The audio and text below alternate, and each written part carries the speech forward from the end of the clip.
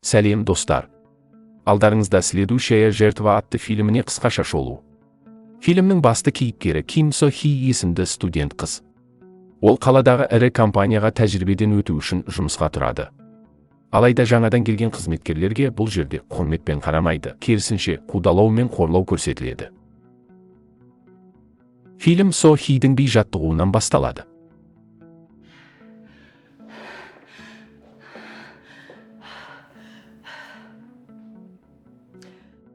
Әдеттегіше жаттығуын аяқтаған соң, ол смартфон арқылы тікелей эфирде стрим жүргізіп отырған құрбысы Джумен кездесуге барады.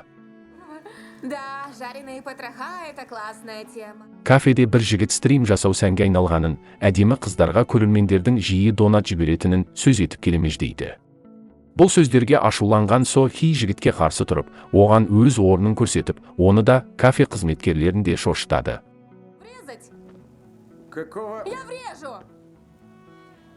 Сейчас получишь. Да, ударь, давай же, бей! Да ты Давай, больная, ударь, что ли? давай же!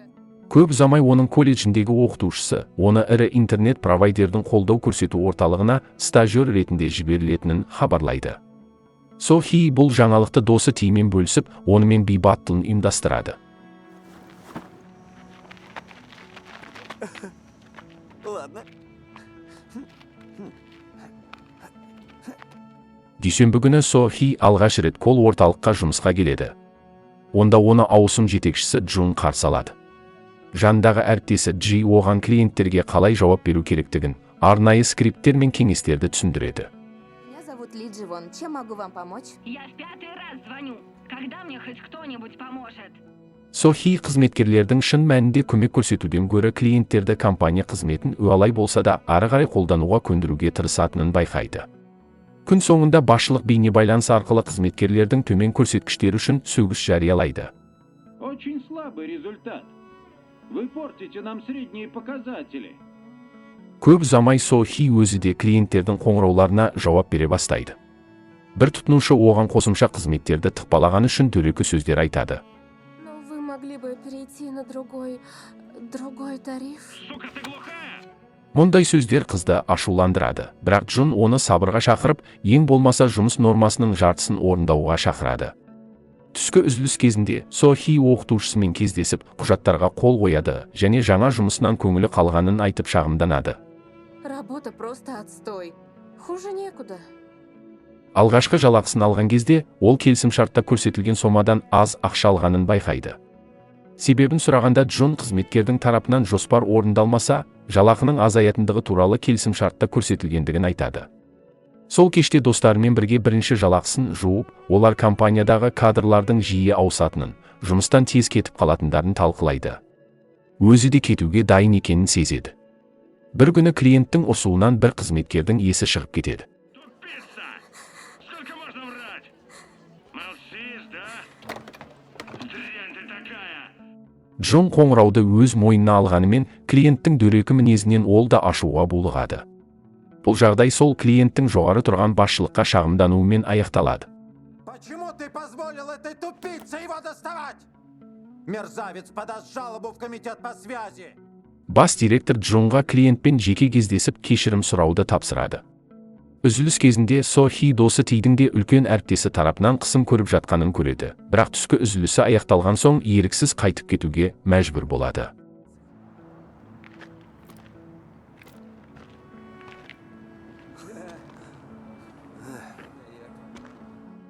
Жұмыстағы жағдай ушыға түседі. Басшылық одан жаңа тарифтерді клиенттерге күштеп ұсынуды талап етеді.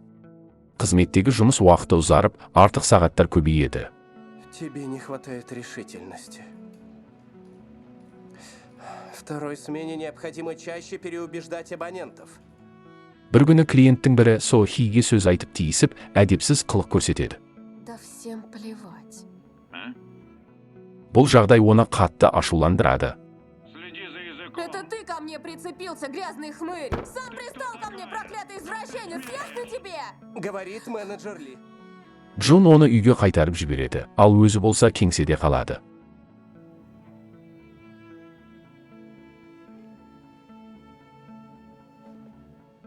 Үйге қайтар жолда Со Хи бұрынғы би студиясына соғып, достарының жетістіктерін тамашалайды. Это мы Макияж ты как девочка. Отстаньте вы. Ты уже ела? Таңертең қар басқан көшеде жұмысқа бара жатқанда, аула сыпырушы бір көлікте Джунның өлі денесін тауып алады. Надо вызвать кого-то. Оқиғаға байланысты кеңсеге полиция мен басшылық келеді. Бірақ көп ұзамай жаңа басшы келіп, ештеңе өзгермегенін, жұмыс жоспары орындалуы керек екенін кесіп айтады. Давайте возьмем себя в руки и за дело. Жұмысқа кірісетін уақыт келді. Ведь работу никто не отменял, да? Алайда Сохи өзінің жұмыс орнына отыруға күші болмай шок үстінде тұрады. Звонки ждут. Живо. Біраз уақыттан кейін ол Джунның құдайы асына барады және сол жерде оның жесір әйелімен кездеседі. Белгілі болғандай, компания басшылығы барлық әріптестеріне Джунның жерлеу рәсіміне баруға тыйым салған екен. Тек Сохи ғана бұл бұйрықты елемей келген жалғыз адам. Вам запретили приходить. Ол Джунның қарамағындағыларға шын мәнінде жанашыр болғанын айтып, жесір әйеліне көңіл білдіреді. Он действительно искренне заботился о нас. Кейін кеңседе бәріне премия алу үшін арнайы қағазға қол қою тапсырылады. Я подтверждаю, что жалобы менеджера Ли были необоснованными. Бұл құжат бойынша марқұм Джунның кеңсе мәселелері туралы айтқан шағымдары негізсіз деп көрсетілген. Сохи бұл құжатты үстелдің тартпасына салып қояды.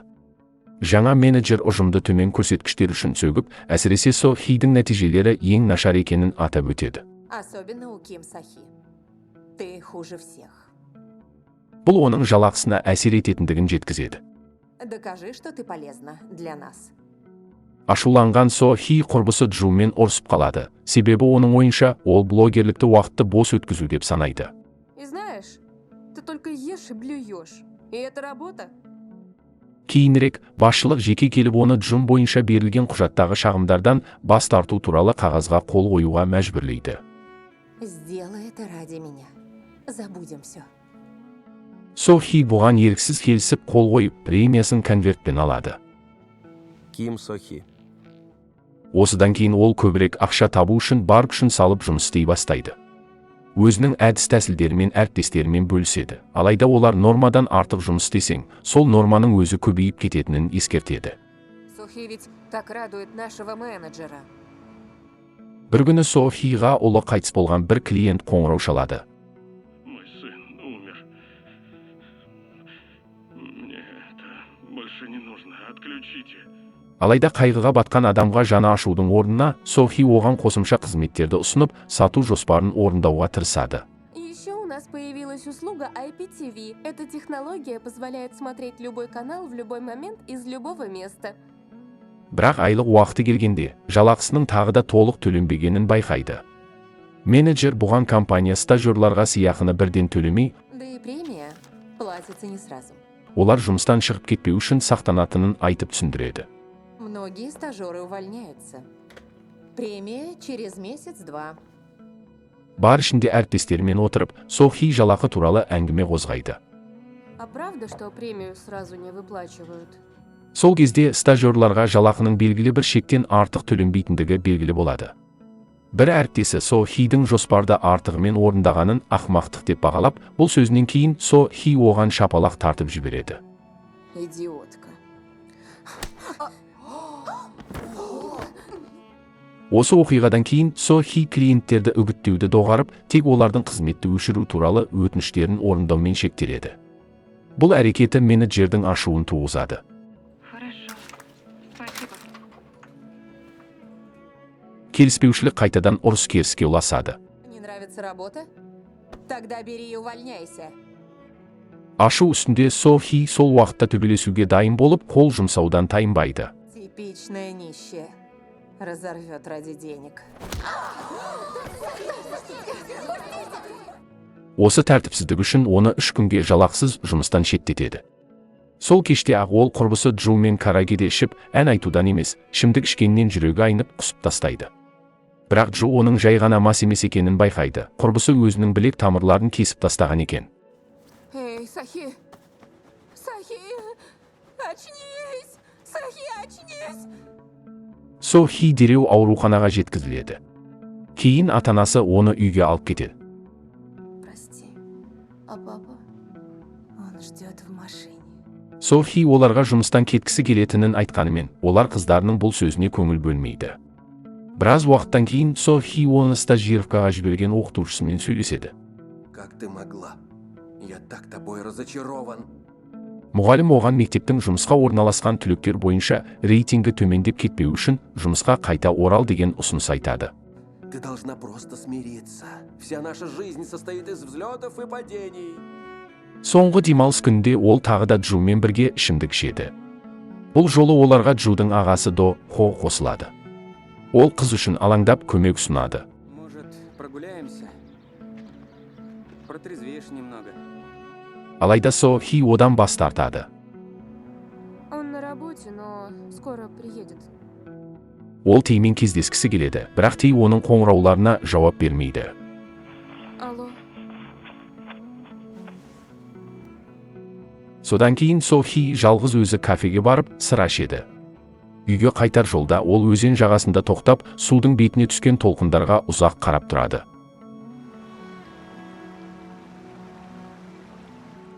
Қар жауа бастағанда ол қармен бірге төменге су қоймасына қарай баяу беттейді.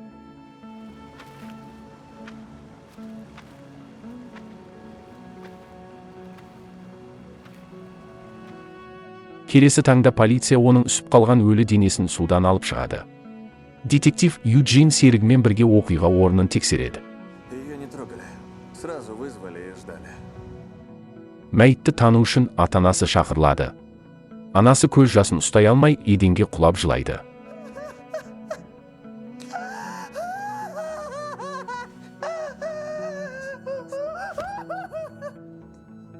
Полиция тергеу барысында марқұм Софидің өлер алдында соңғы сөйлескен адамы Тей болғанын анықтайды. Детективтер оның бөлмесін тінтіп, өсиет хат немесе қандай да бір айғақтар іздейді. Кейін олар атышулы кол орталыққа барады. Менеджерден Софидің жұмыстан шеттетілу себебін сұрағанда, ол шын мәндегі себептің, яғни сыйақы үшін болған төбелес туралы үнсіз қалуды жөн көріп, За что ее наказали? Что? 3 дня вынужденного отпуска без содержания. тек жалпы арналған сөздермен шектеледі. Руководство хотело, чтобы она отдохнула, снова набралась сил. Қызметкерлердің ауыр жұмыс туралы шағымдарына қатысты да менеджер ештеңе білмейтінін айтып, жауапкершіліктен жалтарады. Софидің жеке заттарын жинап болған соң, детективтер кеңседен шығып, әдеттегі баяндама жасауға дайындалады. Алайда кенеттен олардың соңынан Софидің бұрынғы әріптесі жетіп келіп, бұған дейін өз-өзіне қол жұмсаған Джун туралы айтып береді. Она так и не смогла оправиться от этого. Она переживала, странно себя вела. Бұл жағдай бүкіл ұжымға, соның ішінде Софиға да қатты әсер еткен екен. Детектив Юджин бұл іспен тереңірек танысып, бұрынғы менеджердің стажерларды қанау мен нашар еңбек жағдайлары туралы жазып қалдырған хатын табады. Я хочу рассказать, как мы эксплуатируем стажеров. Соған қарамастан, іс жабылып, барлық тараптар келісімге келген. Юджин Джонның жесір әйелімен сөйлесіп, компания заңгерлерінің істі сотқа жеткізбеу үшін оған ешқандай басқа өтемақы берілмейтінін айтып келісімге көндіргенін біледі. Себебі күйеуі жұмыс орнында емес, сыртта көз жұмған. Пришли адвокаты компании. Сказали, это случилось не на работе. Оның үстіне, ол да жүйенің бір бөлшегі ретінде басқаларға қысым көрсеткен. Кейін компания оның атына кір келтіріп, ұрлық жасады, көңілдесі болды, құмар ойындарға салынды деген жалған айыптар таққан. Жесір әйел сонымен қатар күйеуіне қатысты шағымдардың негізсіз екендігін растайтын қағаздарға да қол қойылғанын еске салады. Причины его ухода вывернули. Будто бы он изменял и проигрывал деньги. Оқиғалардың шынайы желісін қалпына келтіру үшін Юджин Софидің соңғы рет барған асхананың мәзірінен дәл оның ішкен тамағын сұратады. Кейін Юджин өзінің бұрынғы би жаттығуындағы бейне жазбаларын қарап отырып, Софидің артқы қатарда болғанын байқайды. Қыз мүлдем депрессияда жүрген адамға ұқсамайды. Олар бір топта би үйренгенімен әртүрлі уақытта қатысқан екен. Юджин би студиясына барып, Софидің би серіктестерімен сөйлеседі, бірақ маңызды ақпарат ала алмайды. Да, она наша звезда. Была. Заниматься здесь танцами раньше всех нас. Тергеу оны барысы Со Хи жұмыс істеген орталықтағы әріптесінің бірімен кездесуге алып келеді. Бұл әйелмен Со Хи корпоративте сөзге келген болатын. Ол әріптесі Со Хидің еңсесін түсірген басты себеп көп еңбектенгеніне қарамастан уәде етілген сыйақы төленбеген екенін айтады. Ее даже наказали. Она не получила свою премию.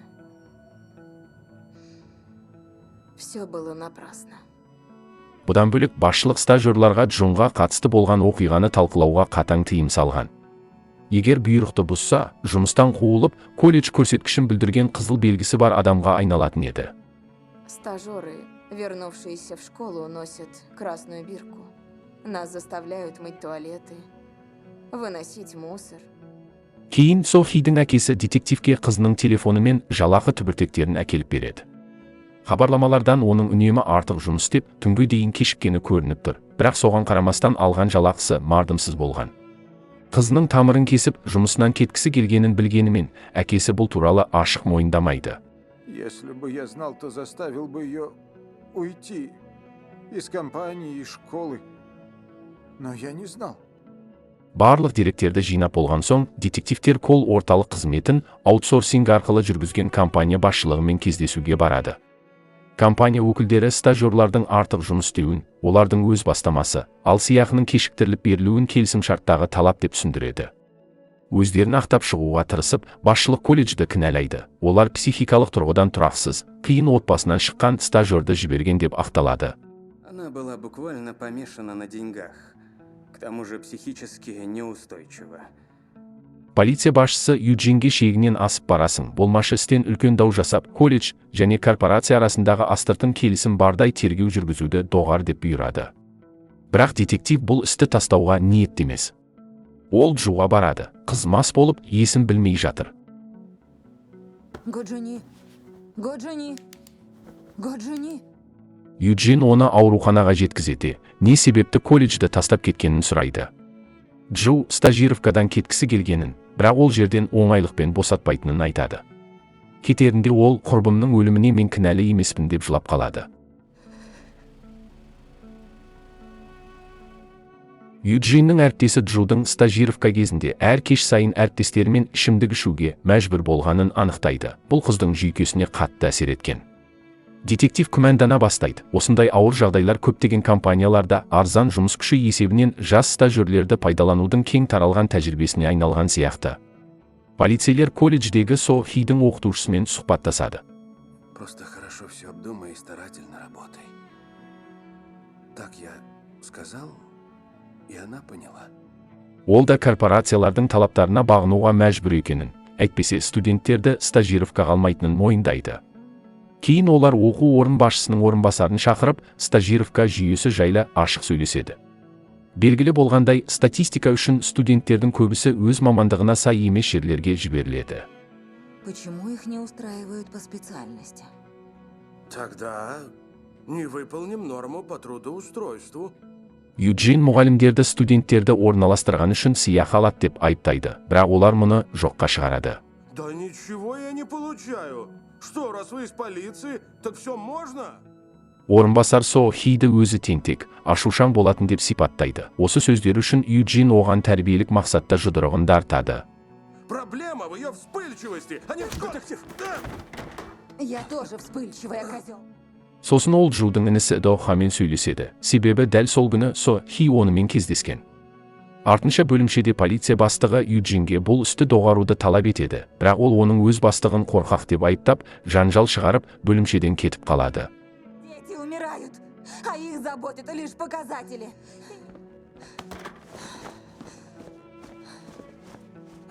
Юджин студенттердің стажировкасын ұйымдастыратын қалалық бөлімге барып, жалпы жүйенің қалай жұмыс істейтінін анықтағысы келеді. Ондағылар оған, бұл бюрократиялық механизмге жеке адамның трагедиясы емес, тек сандар мен көрсеткіштер маңызды. Нақты өзгеріс енгізе алатын жалғыз орын білім министрлігі деп жауап береді. Сот медициналық сараптама нәтижесін растау кезінде Юджин Со Хидің анасынан қызы би үйірмесіне қатысқанын білдіңіз бе деп сұрайды. Вы знали, что Сохи танцевала? Анасы бұны естімегенін айтып, одан бетер қиналады.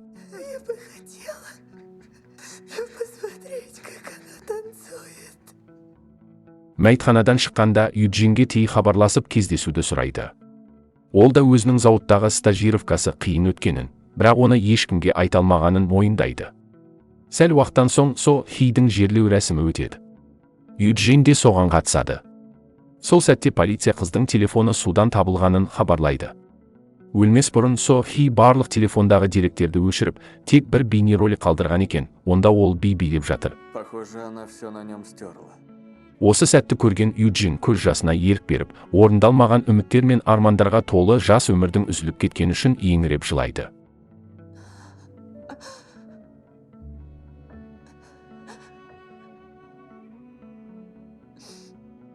Осылайша фильм аяқталады. Назарларыңызға рахмет. Видеоға лайк басып, каналға тіркеліп, пікір қалдыруды ұмытпаңыздар. Келесі кездескенше.